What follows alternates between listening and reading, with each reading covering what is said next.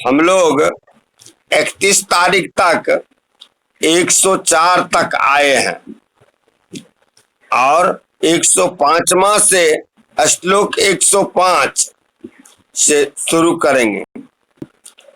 केसा जस्या भ्रमण पटलो पेक्षवर्णा सुवर्णा वक्राकारा कुवलय दृशः किंचिदा कुंचिताग्राः भाग्यं सद्यो ददति निर्ला पिंगला स्थूल रूपा रुक्षाकारा परम लघवो बंध वैधव्य दुखम। अब कहते हैं केश का वर्णन करते हैं। यह तो सामुद्रिक शास्त्र में शरीर के लक्षण से नख से लेकर के और बाल तक का वर्णन है। तो केशा जस्या जस्या कन्याया केशा भ्रमर पटलोपेक्ष वर्णा, एकदम भ्रमर के समान अत्यंत काला और चमकीला, सुवर्णा वक्राकारा और लहर के समान टेढ़े वक्र हो, तथा अग्रभाग जो है कुवलय सदृश किंचिदा कुंचिता, और आगे का भाग जो है कुछ मुड़ा हो यानी टेढ़ा हो। केस जो है वह काला हो, चमकीला हो, लेकिन कुछ मुड़ा हो। ऐसे वाली कन्या सद्यो भाग्यं ददति, वह शीघ्र भाग्योदय करने वाली होती है।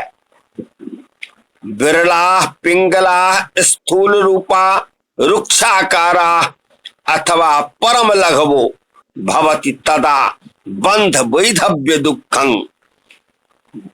सिर पर अल्प केस हो, जिसका केस जो है कम हो माथ में, और भूरे रंग का हो, रुक्ष हो, रुखा हो, चमकीला नहीं हो, अथवा अति छोटा अत्यंत छोट केस हो, परम लघवो परम छोट, बंध वैधव्य दुखं, वह जो है बंधन और वैधव्य का दुख देने वाली होती है ऐसी स्त्री। मसको, अब तो केस का वर्णन हो गया, नख का वर्णन। अब आपके शरीर में, उस कन्या के शरीर में मशक और तिल, इसका वर्णन कर रहे हैं आचार्य। मसकोपि ललाट पट्टवर्ते यदि जागर्ति स मध्य गो भ्रुवोर्वा तनुते सुखमर्थ राशि भोगं सततं पत्युरपत्य भृत्ययोश्च। अब जिस कन्या के मशक ललाट पट्टवर्ती मने ललाट में, पट्टवर्ती यानी दोनों भाव के बीच में, यदि अगर तिल या मस्सा हो, मसको पिल्लाट पट्टवर्ती यदि जागृत स मध्य को भ्रुवोर्वा, दोनों भाव के बीच में, अर्थात बीच में जहां टीका करते हैं हम लोग, तनुते सुख मर्ध राशि भोगम, ऐसे स्त्रियों को अनेक प्रकार का भोग सुख प्राप्त होता है। अर्थ राशि भोगं सततं पत्युरपत्य भृत्ययोश्च, सतत पति पुत्र और नौकरों के द्वारा सुख होता है ऐसी स्त्री को, जिसे दोनों भाव के बीच में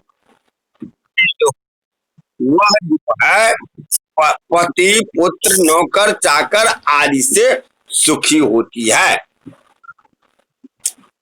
मसकोपि कपोल मध्यगामी सदृशो लोहित एवमिष्टदः स्यात्। अब जिस स्त्री के कपोल, कपोल माने गाल होता है, गाल के मध्य भाग में यदि मसा हो लाल रंग का, वो भी लोहित यानी लाल रंग का हो, तो वह एवमिष्टदः स्यात्, वह अभिष्ट फल देने वाला अर्थात शुभ फलदायक लाभदायक होता है। फिर हृदयं तिलकेन शोभितं लहसनेनापि च राज्य कारणम। यदि अगर हृदय पर तिल तो राज्य देने वाली होता है।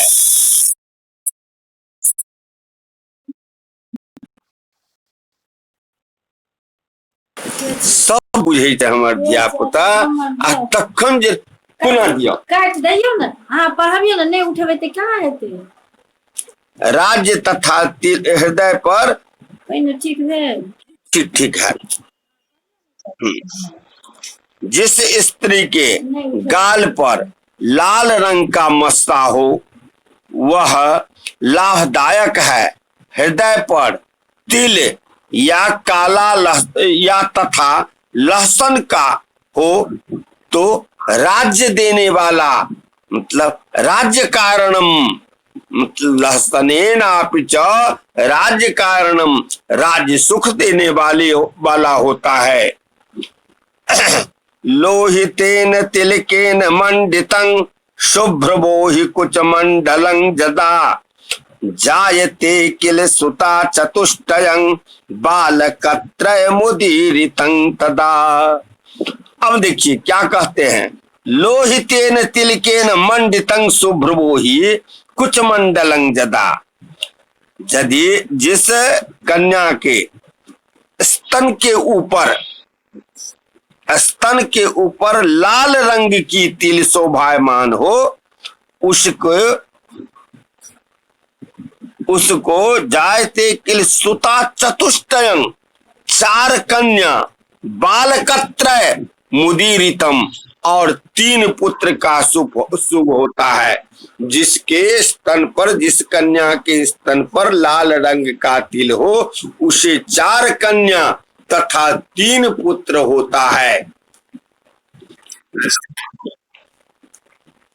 भवति वाम कुचे ऋण लांछनं शुभ दृशस्तिलकं कमल प्रभम प्रथमतस्तनयं परिसूयसा कृतिवरं विधवा तदनंतरम।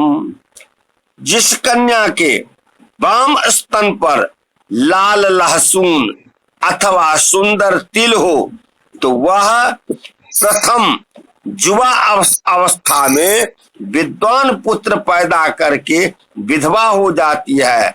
भवती वाम कुचे, बाएं स्तन पर, अरुण लांछनम, मतलब अरुण माने लाल रंग का लहसुन या तिल हो, सुंदर तिल हो, शुभ दृश्य तिलकं यानी सुंदर देखने वाला तिलक हो, तो कमल प्रदम, तो वह जो है प्रथमतस्तनयं परिसूय सा कृतिवरं विधवा तदनंतरम, वह जो है युवावस्था में ही एक संतान पुत्र पैदा करके और विधवा हो जाती है।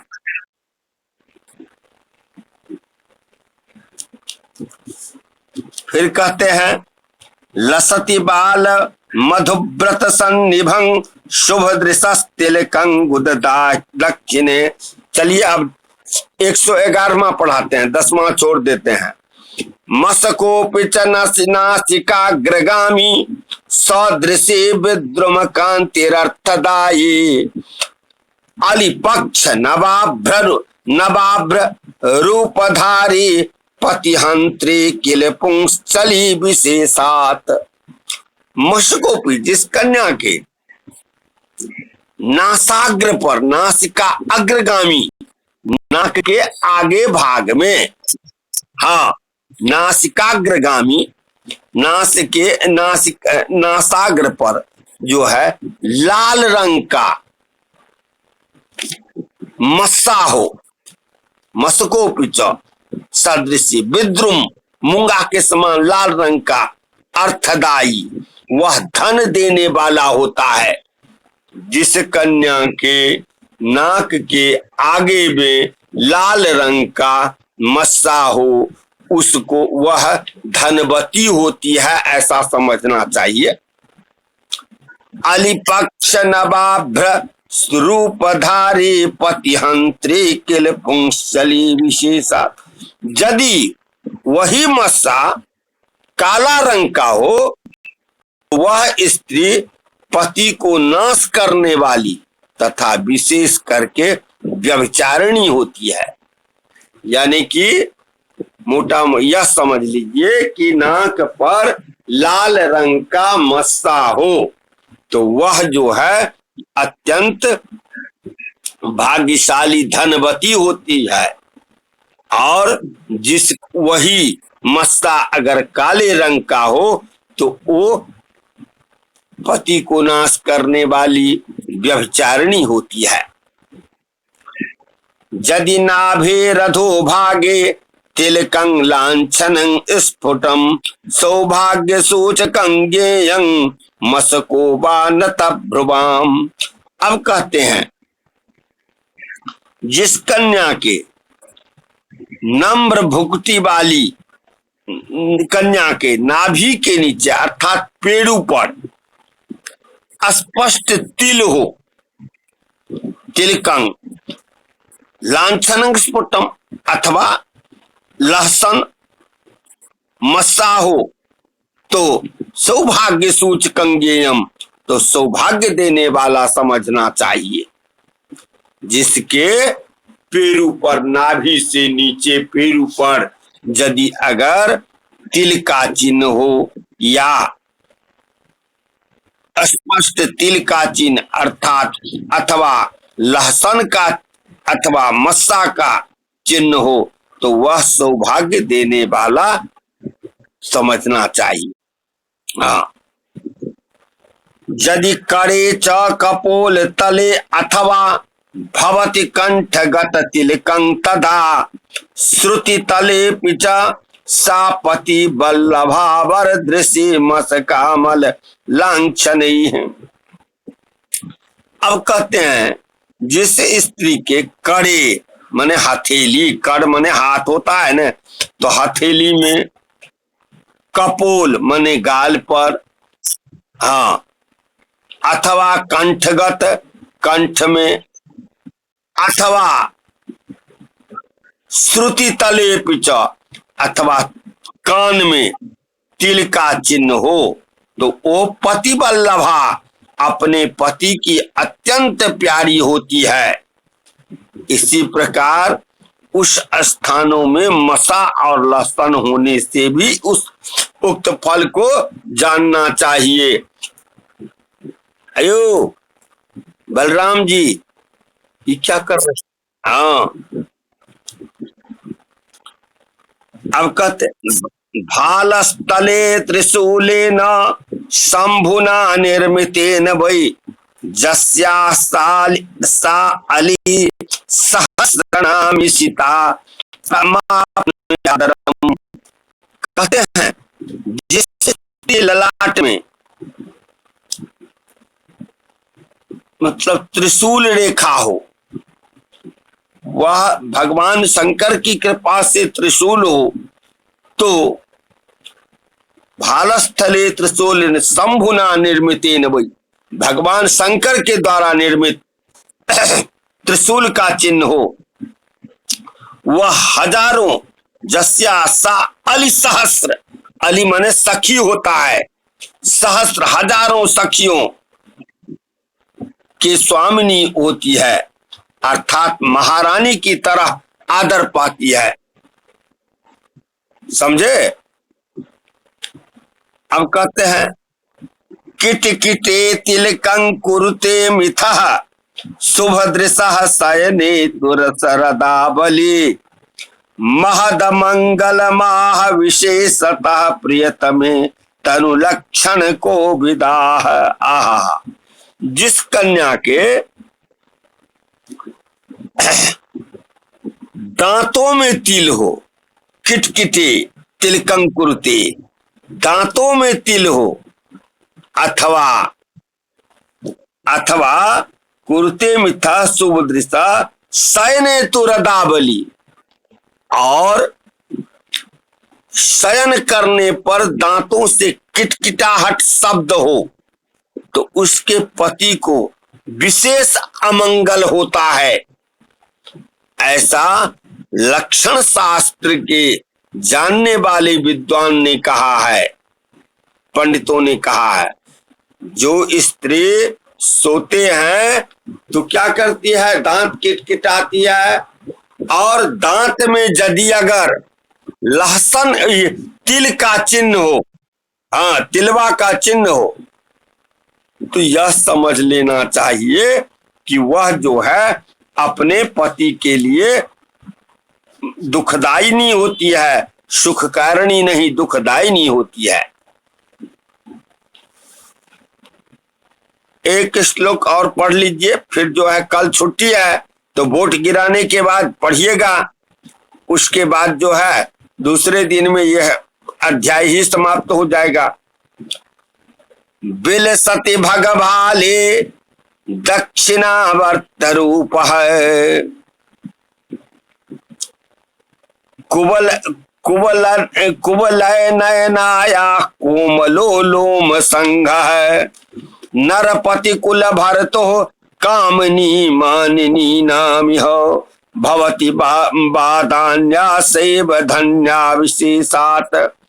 अब कहते हैं जिस स्त्री के भगभाले दक्षिण ललाट पर दक्षिणावर्त रूप कुवलय नयनाया कोमलो लोम संघा, मतलब दक्षिण दहिना भाग के ललाट पर कोमल केसों से जोनि रूप चिन्ह शोभायमान हो,